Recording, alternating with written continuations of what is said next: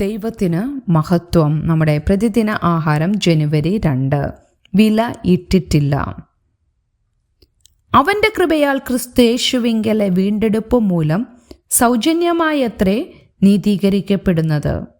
അപ്പോസ്തലനായ പൗലോസ് റോമർക്ക് എഴുതിയ ലേഖനം 3 24 പുതുവർഷത്തിൽ ദരിദ്രർക്കു സമ്മാനങ്ങൾ നൽകാൻ തൻ്റെ പട്ടണത്തിലുള്ള ഒരു ചെറിയ ഫാമിലി സൂപ്പർ മാർക്കറ്റ് തീരുമാനിച്ചു. സാധനങ്ങളുടെ വില സ്ഥാപനം തന്നെ വഹിച്ചുകൊണ്ട് അവശ്യ വസ്തുക്കളും വസ്ത്രങ്ങളും ഭക്ഷണവും കൊണ്ട് ജീവനക്കാർ കട നിറച്ചു. ക്ഷണിക്കപ്പെട്ട ദരിദ്രരായ മനുഷ്യർ കടയിൽ പ്രവേശിച്ചപ്പോൾ അവർ ഒരു അറിയിപ്പ് ശബ്ദം കേട്ടു. സാധനങ്ങൾക്ക് വില ഇട്ടിട്ടില്ല, നിങ്ങൾക്ക് ആവശ്യമുള്ളവയൊക്കെ എടുക്കുക, ഇതെല്ലാം നിങ്ങൾക്കും സൗജന്യമാണ്.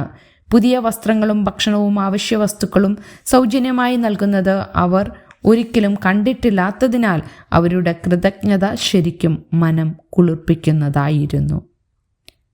തൻ്റെ പുത്രനായ യേശുവിലൂടെ ദൈവം നമുക്ക് തികച്ചും സൗജന്യമായ ഒരു ദാനം നൽകിയിട്ടുണ്ടെന്ന് അപ്പോസ്തലനായ പൗലോസ് നമ്മോട് പറയുന്നു. പാപത്തിൻ്റെയും മരണത്തിൻ്റെയും അധികാരത്തിൽ നിന്ന് നമ്മെ വിടുവിച്ച യേശുവിലൂടെ ദൈവം ഈ ദാനം നമുക്ക് നൽകിയതിനാൽ യേശുവിനോടൊപ്പം നമുക്ക് എന്നേക്കും ജീവിക്കാൻ കഴിയും. ദൈവം സ്വയം മുൻകൂറായി വില നൽകിക്കൊണ്ട് രക്ഷ നമുക്ക് സൗജന്യമാക്കി തന്നു. ക്രിസ്തുവിൻ്റെ രക്തമായിരുന്നു ആ വില. മറുവിലയായി തന്നെത്താൻ കൊടുത്തുകൊണ്ട് യേശു നമ്മെ സ്വന്തമാക്കിയതിനാൽ നാം ഇനി നമ്മുടേതല്ല, നാം അവൻ്റേതാണ്. നമ്മുടെ പ്രയത്നങ്ങൾ കൊണ്ട് ഈ വിലയേറിയ ദാനം വാങ്ങാൻ കഴിയുമായിരുന്നില്ല.